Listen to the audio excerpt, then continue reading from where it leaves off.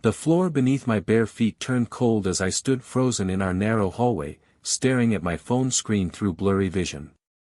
The notification glowed like a warning sign: account ownership has been transferred. If you are the original owner, begin verification immediately. My chest tightened as laughter erupted from the living room, my brother Chima's voice cutting through the silence, loud and triumphant, telling our cousins they could stream anything they wanted because he had full control now. Every password changed. Every recovery option switched. My name still appeared on the monthly bank statement, money leaving my account like clockwork, yet somehow I was locked out of something I'd built from nothing. The betrayal didn't hit me all at once, it crawled under my skin slowly, making my hands shake as I gripped the phone tighter. Another email arrived, different from the first, asking questions only the real owner could answer. My throat went dry. This was my last chance to prove what everyone suddenly refused to believe, that the account they were celebrating belonged to me. My name is Kene, and before that night shattered everything I thought I knew about family loyalty, I believed certain lines couldn't be crossed. I believed my brother would never humiliate me in front of the same relatives I'd helped countless times. I believed that paying for something every month meant it stayed mine. But belief doesn't matter when someone rewrites your story louder than you can defend it. Chima had always been the confident one, the one who commanded attention when he entered a room, while I stayed quiet, content to let my actions speak instead of my words. For years, that worked fine. I never needed applause for helping neighbors watch matches or letting students use my subscription for research. I just did it because it felt right. Now, as I stood in that dim corridor with verification questions waiting on my screen, I realized my silence had become my weakness. Everyone assumed the loudest voice told the truth, and Chima's voice had always been louder than mine. Our lives unfolded in a cramped two-bedroom flat above Mom Ngozie's Accra stand, where hot oil sizzled from dawn until midnight, filling our rooms with the smell of fried bean cakes and exhaust fumes from the main road. I occupied the smaller room, barely large enough for a mattress, a shaky table, and the second-hand television I'd saved 3 months to buy. My streaming subscription wasn't luxury, it was survival. In a neighborhood where most people chose between data bundles and dinner, that account became a bridge to the world beyond our crowded streets. Kids from the next compound would climb our stairs on weekends, dragging plastic stools behind them, their eyes bright with excitement for cartoons they couldn't afford to watch at home. Folake, a university student living 3 streets away, would arrive on weeknights with thick textbooks, using my subscription to watch documentaries for her assignments because her phone data never lasted past the first week. I never charged anyone unless they insisted, and even then, I gave discounts that barely covered electricity. My streaming account wasn't about profit, it was about community. Chima treated my small setup like a joke he tolerated out of pity. He'd knock on my door without waiting for permission, lean against the doorframe with that familiar smirk, and say things like, "This your village cinema SEF," while his eyes scanned my screen to see what was playing. But he never missed a big match or a new movie release. When his friends came over, he didn't tell them, "Let's use my brother's subscription." He'd wave them toward my room and announce, "I've got premium access, don't worry," as if the monthly charges came from his pocket instead of mine. I watched him soak up praise that belonged to me, telling myself it didn't matter because we were family, because sharing was what brothers did. But each time he performed that trick, claiming ownership without acknowledgement, something inside me twisted tighter. I noticed the pattern but convinced myself I was being petty for caring. After all, what was a streaming account compared to brotherhood? I didn't know then that he'd already started planning how to take it completely. Down at street level, wedged between a barber shop and a pharmacy with flickering lights, sat a tiny printing shop run by a woman named Irene. Most people knew her as the quiet printer lady who charged fair prices and never gossiped, even when customers paid late or came with complicated requests. She printed everything from wedding invitations to school assignments, her fingers always stained with ink, her expression carefully neutral. I'd pass her shop multiple times daily, sometimes catching her standing in her doorway during my weekend cartoon sessions, watching the light from my window as children's laughter spilled onto the street. Once, after a particularly crowded screening, I found a small note slipped under my door: "Thank you for bringing joy to this area." Some gifts are bigger than the giver knows. No signature, but I recognized the printing style, clean, precise, unmistakably from Irene's machine.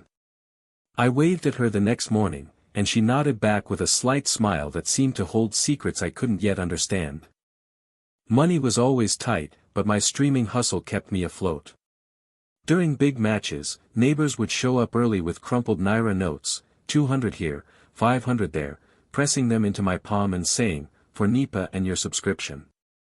I refused most contributions, but they'd insist, leaving money on my table anyway before finding seats.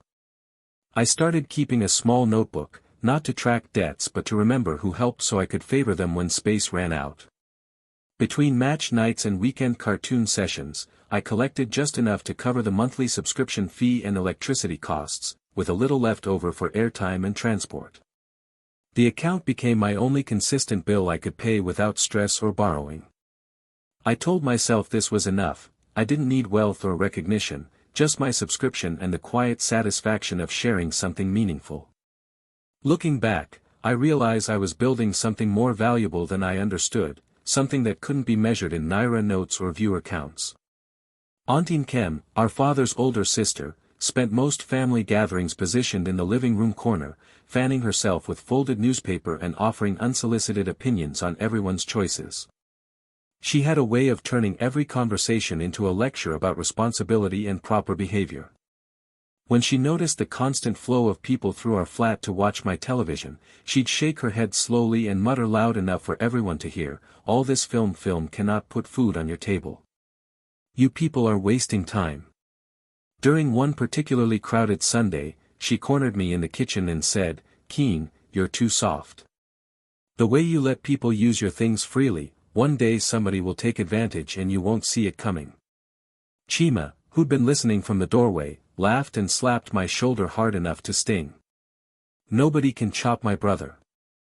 I'm here to protect him," he announced, as if I were a child who needed supervision. I smiled weakly, uncomfortable but still convinced that family members wouldn't cross certain boundaries.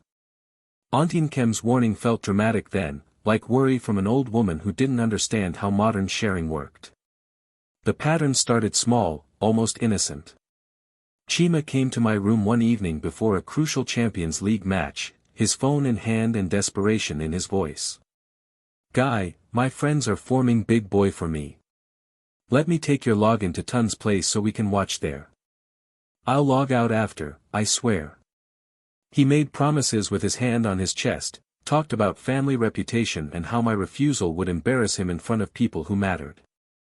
I hesitated, feeling that familiar uncomfortable pull between setting boundaries and keeping peace.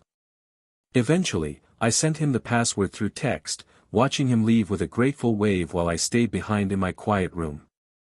By the time the match ended, social media posts from Tun's viewing party credited Chima as the guy with Premium Connect. Nobody mentioned my name or asked where the subscription came from.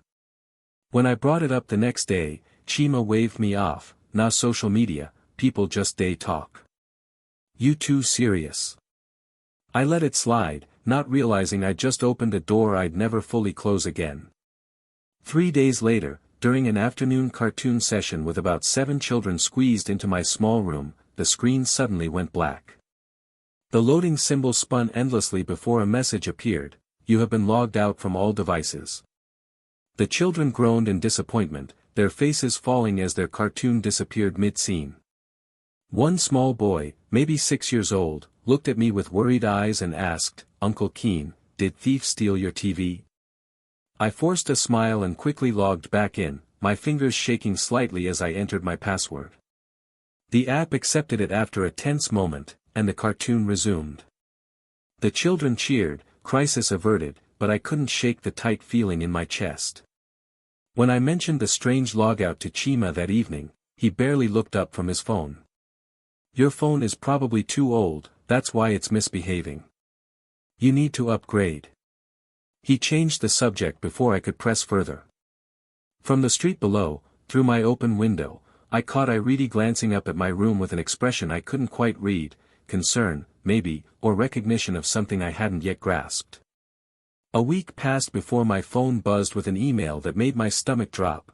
New login detected from unrecognized device in Suralire. The location was suspiciously close to where Chima's closest friend Dinladi lived. I stared at the notification for several minutes, my mind racing through explanations that made sense. When Chima came home that evening, I showed him the email with genuine confusion, not yet ready to accuse but unable to ignore the coincidence. He glanced at it for barely 3 seconds before laughing so loudly I flinched. "Ah, that must be one of your many fans who somehow guessed your password. You think say nah only you get password for this world?" He deleted the notification right there while holding my phone, his thumb swiping it away before I could react, then handed the device back to me with a smile that seemed too casual. I wanted to argue, to demand more explanation, but exhaustion won. I let it go, half believing him, half too tired to fight over what still felt obviously mine. The next morning, as I bought airtime for my Reedy's shop, I found her staring at her own small phone screen with a frown, then looking at me with an intensity that made me uncomfortable, as if she knew something terrible that I desperately needed to hear. Chima's moves became bolder, wrapped in the language of helpfulness. He approached me one Saturday afternoon with concern painted across his face, explaining that if my phone ever spoiled or got stolen, I'd lose complete access to the account because everything was tied to one device. "Let me help you add my number as backup," he insisted. "That way, if anything happens, we can recover it together. I'm just protecting us." His logic sounded reasonable, and I appreciated what felt like genuine concern from my brother. When I hesitated, he added, "You know how these streets are. Phone can disappear any time." I handed over my device, watching him navigate through settings with practiced speed, his fingers moving faster than I could follow. He showed me the final screen, my number listed first, his added as secondary, and I felt foolish for doubting his intentions. Everything looked normal when he returned the phone, but I couldn't shake the sensation that someone had just made a copy of my house key without asking if I minded. Our cousin Toby, who'd been watching from the kitchen doorway, muttered under his breath, "Keen, you better shine your eyes," but I laughed it off, still choosing trust over suspicion. News of the upcoming World Cup semi-final spread through the neighborhood like fire through dry grass. Everyone knew Nigeria wasn't playing, but the match was too important to miss, Argentina versus Croatia, and people had already chosen sides with passionate intensity. I'd promised neighbors and kids we'd watch it together, and small contributions started arriving days in advance, people dropping money on my table with excited chatter about who would win. I used part of my transport money to buy extra snacks on credit from Mama Ngozi downstairs, planning to pay her back after the viewing party. I cleaned my room until it sparkled, arranged every available stool and chair, and even borrowed a small standing fan from the barber next door. 5 minutes before kickoff, with people already gathering on my staircase, their voices rising in anticipation, I reached for my phone to open the streaming app. The loading screen appeared, then vanished, replaced by 2 words that stopped my heart: incorrect password. I tried again. Same result. Again. Nothing changed. From below, I heard Folake calling up, "Uncle Keen, we're coming," while sweat that had nothing to do with heat gathered on my forehead. My hands trembled as I stepped into the corridor, away from the growing crowd, and opened my email with dread pooling in my stomach. The message waiting there confirmed my worst fear: "Your account details have been updated. Primary email changed.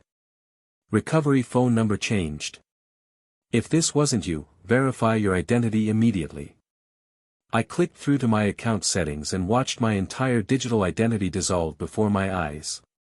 The email address displayed wasn't mine. The phone number listed wasn't mine. Even the profile name had been altered to something I didn't recognize. At that exact moment, my cousin Toby appeared beside me, his face troubled as he held out his own phone. "Keen, you need to see this." The video playing showed Chima in a packed sports bar, surrounded by cheering men, his voice booming with authority, "Relax, everybody. I've got the premium subscription. Nobody missing this match while I'm alive." The crowd erupted in applause while I stood in my narrow hallway, watching my brother receive celebration for theft. The stairs behind me had gone quiet, people sensing something wrong, their excited chatter fading into uncomfortable silence as I prepared to admit that tonight, there would be no match in my room. The confrontation happened the next morning in our small living room, with sunlight streaming through dirty windows and tension thick enough to choke on. I'd barely slept, rehearsing what to say, how to make him understand without causing a scene. But the moment I asked why he'd changed all my passwords, Chima's face transformed from sleepy confusion to aggressive defense. "Which account?" he snapped, standing up to tower over me. "The one I've been paying for since when? You think because you pressed some buttons and opened your room to random people, that makes it yours?" His voice rose with each word, drawing relatives from other rooms. Our Uncle Femi appeared, then Auntie Kem, then Toby, until I was surrounded by family members listening as Chima rewrote history with confident, practiced lies. He claimed he'd been supporting the subscription all along, that I was the ungrateful one trying to steal his account after he'd helped me. When I tried to show them my bank statement, Auntie Kem waved it away. "Keen, you should be ashamed. Fighting your own brother over ordinary TV subscription. What has gotten into you?" The room's temperature seemed to drop as I realized they believed him, his loud, certain voice more convincing than my quiet truth. Everything collapsed within 48 hours. Word spread through the neighborhood faster than I could contain it, carried by gossip and confusion about why the free watching spot had suddenly closed. The children stopped coming, their parents probably telling them to stay away from that small fight. Folake sent me a painful text message that I read 5 times, trying to find hidden meaning. "Uncle Keen, thank you for everything. I'll find another way to finish my research. Please don't stress yourself about me." The weekend screening income vanished overnight. My carefully balanced budget, already fragile, crumbled under the weight of electricity bills and transport costs I could no longer cover. Mama Ngozi asked gently while I bought Accra one morning, "Keen, what'd happen? You and your brother quarrel?" I couldn't explain without sounding petty or making Chima look bad, so I just smiled and said everything was fine. Another email from the streaming platform arrived like a final warning: unusual account activity detected. Multiple ownership disputes logged. Service may be suspended pending resolution. For the first time since buying that subscription 3 years ago, I considered canceling it completely, wondering if everyone was right, if I'd cared too much about something too small to matter. Just as surrender seemed like the only reasonable option, my phone chimed with an email that looked different from the automated warnings I'd grown used to. The sender wasn't the usual no-reply address but an actual person's name, Okonkwo, Customer Relations. "Dear Keen," it began, using my real name instead of a generic greeting, "we've detected conflicting ownership claims on your account. Because you've maintained a long-term subscription with consistent payment history, we're offering you the opportunity to confirm details that only the original account creator would know." The questions that followed weren't generic security prompts about my mother's maiden name or first pet. They asked specific things. What was the first show you watched alone on this account? What device did you use for your initial login? What was the exact profile name you created before changing it to the current one? I sat in my hot, cramped room, staring at those questions while memories flooded back, late nights after my mother's funeral when sleep wouldn't come, cheap Chinese phone with cracked screen, profile name she'd laughed at and told me never to change. The answers existed somewhere deep in my history, accessible only to me. I needed stable internet and privacy for what came next, so I walked down to Iridi's printing shop, my heart pounding with something between hope and terror. She looked up from her work as I entered, her ink-stained fingers pausing mid-motion, and nodded toward the small chair beside her desk without asking questions. I paid for 30 minutes of internet access and opened my email with shaking hands, reading each question slowly, carefully, knowing this was my last chance.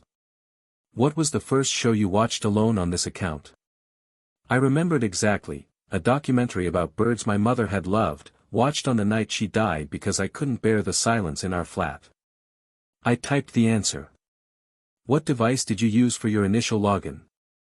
My old techno phone, bought secondhand from the Tejuosho market, screen so cracked you could barely see the icons. I typed the model number. What profile name did you create? The nickname my mother used to call me, the one that made her laugh every time, Kene, meaning, what did I do to deserve you? I typed it through tears I couldn't control anymore. When I hit submit, Irene quietly placed a bottle of cold water beside me without a word, her presence somehow comforting in its silent solidarity.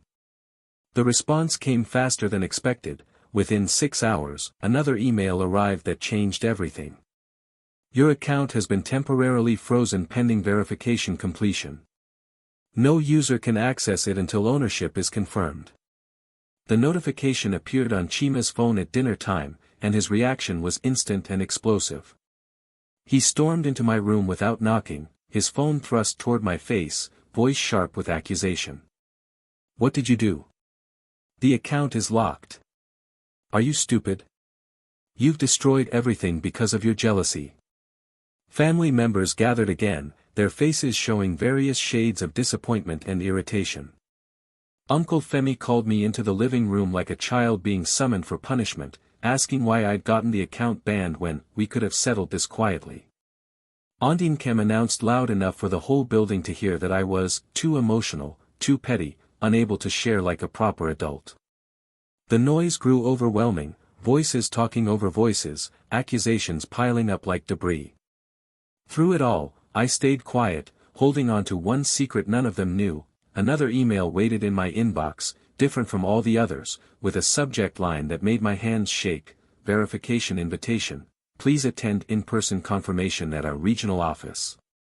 Come alone. I woke before dawn on verification day, moving quietly through our dark flat while Chima snored in the next room. I dressed in my cleanest shirt, pressed the night before with Mama Ngozi's iron, and caught an early Danfo bus toward Victoria Island, watching the city transform as we moved from crowded mainland streets to wider roads lined with tall buildings. The address led me to a modest office complex, nothing like the cramped cybercafe I'd imagined. Glass doors displayed the streaming platform's logo in blue and white, and a security guard directed me to the third floor with professional courtesy that made me feel simultaneously welcome and out of place. The reception area was clean, air-conditioned, furnished with chairs that looked more comfortable than my mattress at home. I gave my name to the receptionist, a young woman who checked her computer and nodded with a smile. Mr. Kene, please have a seat. Someone will be with you shortly. I sat there trying to control my breathing, wondering if this was real or some elaborate scam, if I'd been foolish to trust an email and travel so far based on digital promises. Then a door opened, and the person who emerged made the world tilt sideways beneath my feet. Irene stood in the doorway wearing a navy blazer, her hair neatly styled, an identification badge hanging around her neck with her photo and title, Regional Community Liaison. The ink stains were gone from her fingers, replaced by the confident posture of someone completely at home in this professional space. She smiled softly, the same quiet smile I'd seen countless times at the printing shop, but now it carried different weight. Kene, thank you for coming. I've been reviewing your account situation personally. She gestured for me to follow her into a private office where a computer monitor displayed login histories, payment records, and device information I didn't know existed. The platform has been running a pilot program, she explained, settling into her chair, investigating community accounts in low-income areas. Yours flagged our system because of unusual activity, multiple devices, sudden ownership changes, but also something else. You've been using this subscription differently than most people. She pulled up charts showing my viewing patterns, weekend morning cartoons, weeknight documentaries, repeated logins from similar locations suggesting community sharing rather than personal use. Then she asked one final question, her voice gentle but firm. Your mother left you a message in the password recovery system. What was it? The question unlocked something I'd buried deep. My mother, 3 weeks before she died, had insisted we set up the account together despite her illness. She'd typed the password recovery answer herself on my cracked phone screen, her hands trembling but determined. What name do you call your son? The answer was the same nickname that became my profile name, Kene, a private joke between mother and child that nobody else understood or could replicate. I whispered it to Irene with tears streaming down my face, and she nodded slowly before typing it into her system. The computer chimed approval. Ownership confirmed, she said quietly, then leaned back with an exhale that sounded almost relieved. The attempted takeover from your brother violated our terms, but we also saw something else in how you've used this account. The pattern of community sharing, refusing to overcharge people, supporting students, it fits perfectly with something we're launching. She slid a folder across her desk, and inside was an offer that made my head spin: a small monthly stipend, upgraded multi-screen access, basic equipment for creating an official community viewing space, and partnership status with the platform's new Community Watch Hub initiative. My voice came out hoarse and disbelieving. All this, from a streaming account? The official email arrived 2 days later, sent simultaneously to my inbox and Chima's, laying out everything in cold, corporate language. The platform's investigation had identified the attempted account hijacking, traced it to specific devices registered under Chima's name, and documented his violation of their terms of service. He was formally warned, temporarily banned from creating new accounts, and flagged in their system for service abuse. His name appeared on an internal watch list that would follow him across platforms. When relatives started receiving the story through neighborhood gossip, the narrative shifted dramatically. The same people who'd celebrated Chima's big man account now whispered about how he tried to steal what he never paid for and got caught by a tech company. Auntie Kene appeared at our door 3 days after the email, her expression somewhere between shame and defensive pride. Keen, maybe I judged the situation too quickly. I didn't know about the technical details. She couldn't quite bring herself to apologize fully, but the admission cost her something. The mood in our flat changed. Family members suddenly remembered small favors I'd done, contributions I'd made, the quiet ways I'd helped without demanding recognition. They still didn't fully understand what the platform had offered me, but they finally saw clearly who had lied and who hadn't. 6 weeks later, I stood in a freshly painted space I'd rented on the ground floor, 3 doors down from Mama Ngozi's Accra stand. The stipend from the streaming platform covered first month's rent and basic renovations, proper ventilation, electrical work that wouldn't trip breakers, and a coat of bright yellow paint that made the room feel twice as large. A projector hung from the ceiling, connected to a sound system that didn't crackle or buzz. Neat rows of plastic chairs, bought in bulk from Alaba Market, filled the space with seating for 40 people. I tested the connection one final time before the first official screening, watching the platform load smoothly under my name, now marked with a special badge that read, Community Hub Partner. The children arrived first, their eyes wide at the transformation from my cramped bedroom to this proper screening room. Then Folake, carrying textbooks and wearing a grateful smile. Then neighbors I hadn't seen in weeks, drawn back by news that spread faster than the original gossip. As the opening credits rolled and the room filled with light and sound, I spotted Irene standing near the back wall, arms crossed, watching with glistening eyes and the smallest, proudest smile I'd ever seen on her face. The platform sent a small video crew one humid Thursday afternoon, explaining they wanted to document human interest stories about their Community Hub program. They interviewed Folake first, who explained through nervous laughter how my subscription had saved her failing grades, allowing her to watch educational documentaries she couldn't afford otherwise. They filmed Mama Ngozi next, who surprised me by talking about how the screening room had doubled her Accra sales because people bought food before watching. The children spoke last, their answers simple but devastating. Uncle Keen's place is where we see the world, one small girl said into the camera, the same one who'd asked if thieves had stolen my TV. The income from the partnership stabilized my life completely.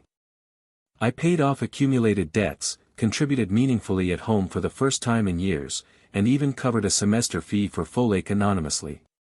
My brother watched all of this from a careful distance, his usual confidence replaced by something quieter, more unsettled. He realized too late that what he tried to steal had transformed into something bigger than both of us, something he could no longer control or claim.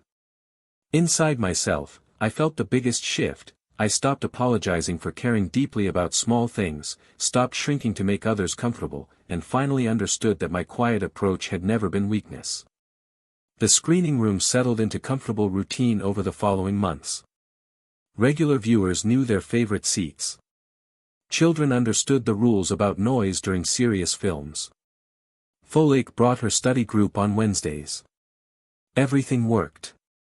Then one Saturday evening, during a particularly crowded match, I noticed someone standing at the entrance, hesitating in the doorway like a stranger who'd lost their invitation. Chima. He looked smaller without the borrowed glory he'd worn for so long, hands shoved deep in his pockets, eyes focused on the floor instead of meeting mine. The room sensed something shifting, conversations dropped to whispers, heads turned, waiting to see what would happen next. For a long moment, I just looked at him, remembering everything, the theft, the lies, the public humiliation, the family members who'd believed his version instead of mine. Part of me wanted him gone. But another part, the part my mother had named Kene, remembered what we'd once been before passwords and pride destroyed it. I pointed to an empty chair near the back and spoke loud enough for everyone to hear, "There's space if you're here to watch. Just know the account stays in my name." He nodded slowly and took the seat, diminished but present. As the match continued and attention shifted back to the screen, I realized something important. In this world where passwords could be stolen and truth could be shouted down by confident lies, the only ownership nobody could ever take was the kind built on memory, consistency, and how you treated people when nobody was keeping score. Everything else was just temporary noise. I turned back to the screen, surrounded by my community, and finally felt completely at home in a story that was undeniably, permanently mine.